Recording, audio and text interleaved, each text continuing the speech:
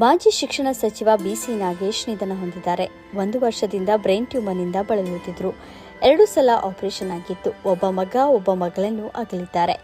ಬೆಂಗಳೂರಿನಲ್ಲೇ ಮಗಳ ಮನೆಯಲ್ಲಿದ್ದರು. ತಮ್ಮ ರಾಜಕೀಯ ಜೀವನ ರಾಷ್ಟ್ರೀಯ ಸ್ವಯಂ ಸೇವಕ ಸಂಘದಿಂದ ಪ್ರಾರಂಭಿಸಿದ ಬಿಸಿ ನಾಗೇಶ್ ಹಲವಾರು ವರ್ಷಗಳಿಂದ ಸಂಘದ ಪೂರ್ಣಕಾಲಿಕ ಕಾರ್ಯಕರ್ತರಾಗಿದ್ದವರು.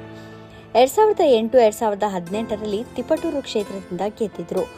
ಬೊಮ್ಮಾಯಿ ಸರ್ಕಾರದಲ್ಲಿ ಶಿಕ್ಷಣ ಸಚಿವರಾಗಿ ನಾಗೇಶ್ ಸೇವೆ ಸಲ್ಲಿಸಿದರು. 1959 ಜುಲೈ 1ರಂದು ಜನಿಸಿದ್ದ ಬಿಸಿ ನಾಗೇಶ್ ಅವರು ವಿದ್ಯಾರ್ಥಿ ಜೀವನದಲ್ಲೇ ಎಬಿವಿಪಿ ಮೂಲಕ ಸಕ್ರಿಯ ರಾಜಕಾರಣಕ್ಕೆ ಧುಮುಕಿದ್ದರು. ಆನಂತರ ತಮ್ಮ ರಾಜಕೀಯ ಜೀವನವನ್ನು ರಾಷ್ಟ್ರೀಯ ಸ್ವಯಂ ಸೇವಕ ಸಂಘದಿಂದ ಪ್ರಾರಂಭಿಸಿದರು. 1984ರಲ್ಲಿ ಅಧಿಕೃತವಾಗಿ ಭಾರತೀಯ ಜನತಾ ಪಕ್ಷ ಸೇರ್ಪಡೆಯಾಗಿದ್ದರು.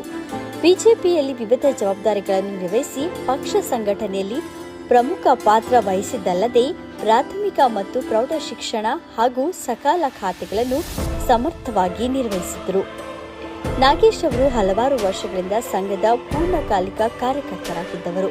ಅದಾದ ಬಳಿಕ 2008-2018ರಲ್ಲಿ ತಿಪಟೂರು ಕ್ಷೇತ್ರದಿಂದ ಗೆದ್ದು 2 ಬಾರಿ ಶಾಸಕರಾಗಿದ್ದ ಅವರು 2023ರಲ್ಲಿ ಸೋಲು ಅನುಭವಿಸಿದರು.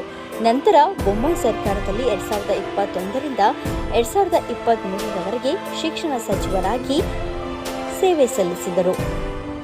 News desk, big news Karnataka.